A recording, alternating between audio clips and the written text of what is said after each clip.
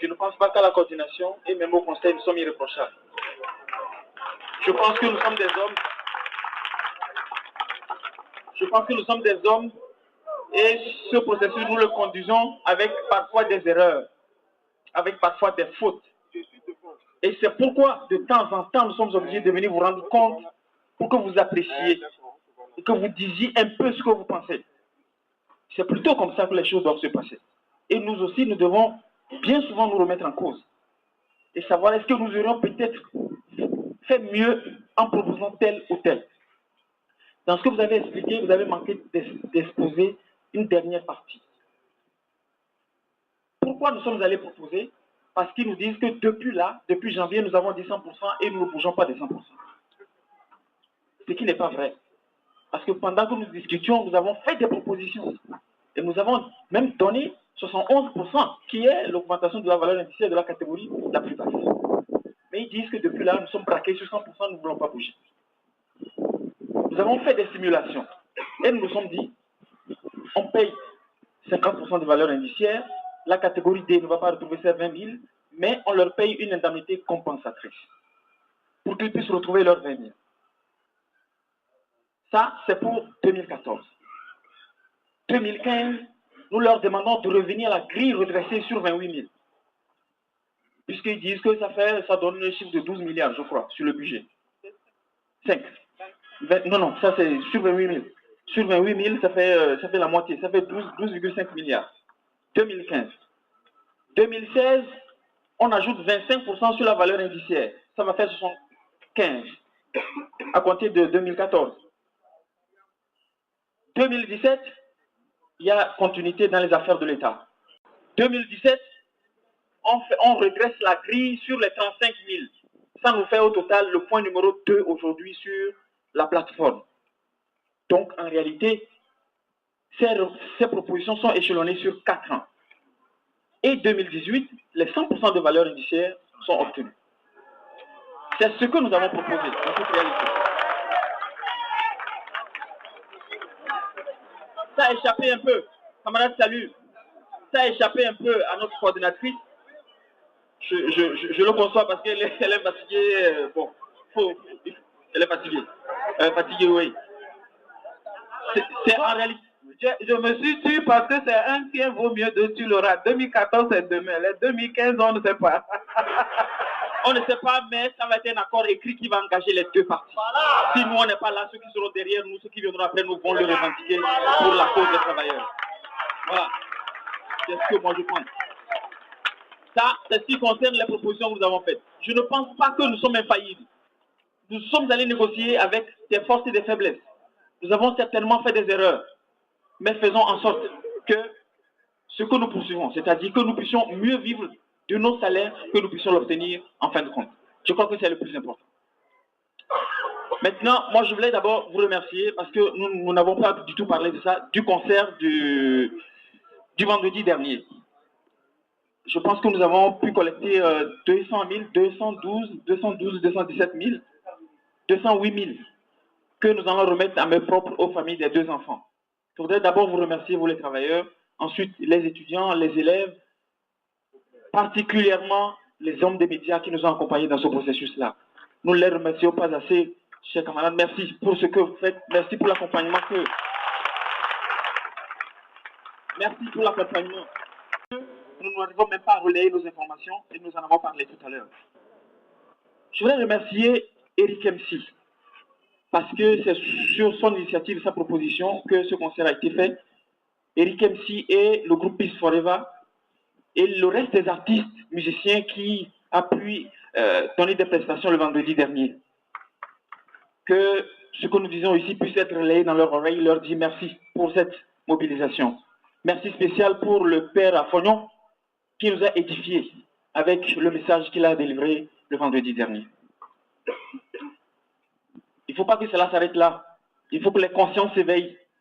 Les deux enfants ne doivent pas être oubliés de sitôt. C'est le message essentiel qu'il faut retenir. Pour qu'ils ne soient pas oubliés de sitôt, il faut que nous continuions toujours de faire des choses pour que nous puissions nous rappeler d'eux, pour qu'un jour, justice soit rendue à ces deux enfants. Pour la suite, la coordinatrice a dit que le comité qui s'est chargé de préparer la tournée a recueilli les propositions des camarades. Il faut d'abord dire que les travailleurs à la base ont rejeté massivement les propositions faites par le gouvernement. C'est le premier constat de cette tournée. Toutes les propositions ont été rejetées. Ça veut dire que quelque part, si nous disons autour de la table que les propositions que le gouvernement fait ne sont pas bonnes, nous sommes en phase avec nos camarades à la base. Deuxièmement, ça nous a permis aussi de savoir que les gens sont toujours mobilisés et que majoritairement les gens pour une durée de 14 jours. Pendant cette période, je pense que nous devons réfléchir. On nous dit, on nous confond déjà au CST, on nous confond déjà à d'autres coalitions arc-en-ciel, je ne sais pas.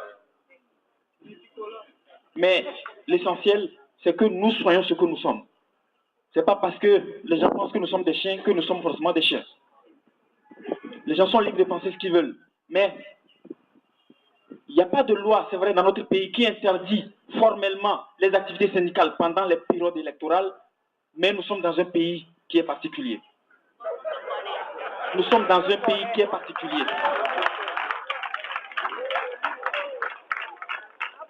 Il y a déjà des amalgames qui se font. Ne prêtons pas le flanc. J'aurais proposé que de façon officielle, nous marquons la pause à la synergie pendant ces 14 jours de campagne électorale.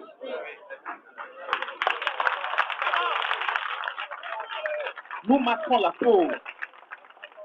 Nous attendons, nous laissons les politiciens aller sur le terrain. Parce que si nous voulons continuer nos activités, nous allons davantage être divisés. Parce que les uns vont rejoindre leur bord politique, les autres vont rejoindre leurs intérêts individuels et alors nous aurons perdu tout à la synergie. Pendant cette période sensible, j'aurais aimé que nous la mettions à profit pour nouer de nouvelles alliances. Les nouvelles alliances dans d'autres secteurs qui peuvent nous aider à porter plus loin notre lutte. C'est vrai qu'au début, reconnaissons-le sincèrement, nous avons placé cette lutte dans la précipitation, nous avons voulu avoir tout de suite le résultat. Nous nous sommes rendus compte au fil du temps, au fil du parcours, que ça va être une course de fond, une course de résistance. Nous y sommes. Tant que nous n'avons pas le butin, nous n'allons pas aller au contact du secteur informel et privé et voir quelle alliance nous pouvons nouer pour être plus solides par la suite. Le secteur de l'éducation au jour d'aujourd'hui est presque au repos. Il va être au repos. Si nous devons faire une action, il faut que ce soit une action commune qui appelle la participation de tous les fonctionnaires. Nous devons créer les conditions pour que nous puissions y parvenir. Et donc, mettons-nous dans l'esprit que nous devons davantage nous préparer. Nous aurions même aimé aller dans les préfectures parce que c'est des messages bizarres qui ont été délivrés sur nous, sur nos collègues du conseil, sur la camarade Nadou, sur moi-même, sur d'autres collègues de la coordination, Tcholignanou, Aketa et Soya. C'est plein de messages qui sont partis. Des messages tenus par les plus hautes autorités de notre pays. Il faut qu'on ait la carapace pour encaisser. C'est ça la vie. Il faut avoir la carapace nécessaire pour encaisser. Et dans ça, il faut réfléchir et puiser ce qu'on peut retenir de bon pour aller de l'avant. J'ai retenu un message aujourd'hui que les travailleurs ne veulent pas que la valeur indiciaire qu'on va leur appliquer soit en dessous de 50%. Ce message, il doit être clair pour nous tous, et dans la coordination, et dans le conseil. Le jour où nous ne serons pas capables de défendre cela, moi je déposerai les armes et je rejoindrai mon secteur. J'ai l'habitude de dire que ou on est syndicaliste ou on ne l'est pas. C'est deux possibilités. Et quand on est syndicaliste, on défend le droit des travailleurs dans la plus grande transparence possible. Et je voudrais vous inviter enfin à continuer à faire confiance à cette coordination. Je le répète, vos erreurs. Et alors, il faut que vous nous interpelliez. L'Assemblée générale est souveraine. Si vous dites que vous ne voulez pas qu'on vous paye une valeur indiciaire en dessous de 50%, nous allons prendre notre bâton de pèlerin, nous retournons vers le gouvernement, nous lui dirons, voilà ce que les travailleurs disent, mobiliser les recettes.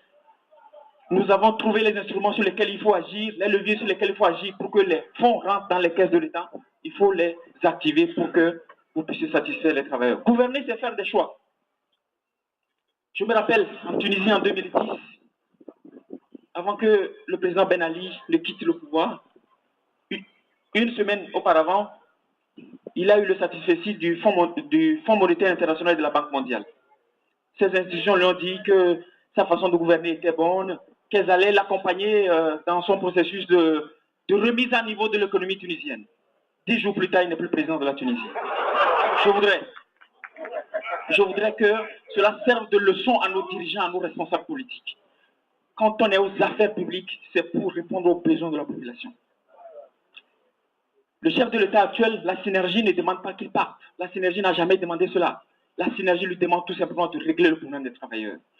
Quel que soit celui qui sera sur le fauteuil présidentiel, quelle que soit sa race, quelle que soit sa couleur, nous lui dirons de régler les problèmes des Togolais. S'il ne peut pas régler les problèmes des Togolais, il y fera face.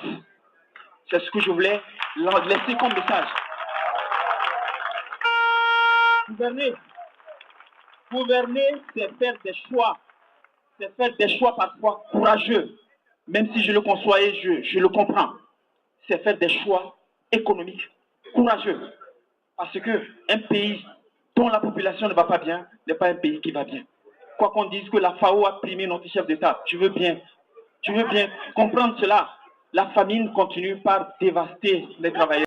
C'est une vérité irréfutable aujourd'hui. C'est une vérité irréfutable aujourd'hui. Les travailleurs veulent vivre mieux de leur travail, du fruit de leur travail. C'est pour cela que la synergie est née. Et donc, je vous en prie, je souhaiterais, ce n'est qu'une proposition que je viens de faire. Je n'ai débattu de cette proposition avec personne dans la coordination ni dans le conseil. Je souhaiterais que nous marquions une pause pendant les 15 jours qui viennent. Que nous laissions les politiciens aller jouer leur rôle. Que nous réfléchissions à de nouvelles alliances pour reprendre un nouvel élan pour la synergie dans les jours à venir.